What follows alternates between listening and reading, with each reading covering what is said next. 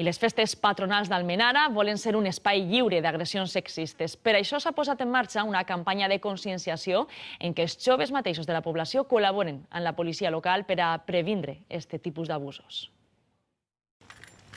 Al carrer els agents es demanen la col·laboració. Necessitem que pengeu això en una zona visible i que col·laboreu i advertiu cada vegada que veieu una agressió. Cal evitar qualsevol tipus d'agressió sexista durant les festes. En les carpes, quan estan ballant, a lo millor sí que algun insult cap a elles. I per a gaudir d'unes festes tranquil·les, cartells informatius als casals i polseres violeta, un símbol de rebuig a tot tipus d'assetjament.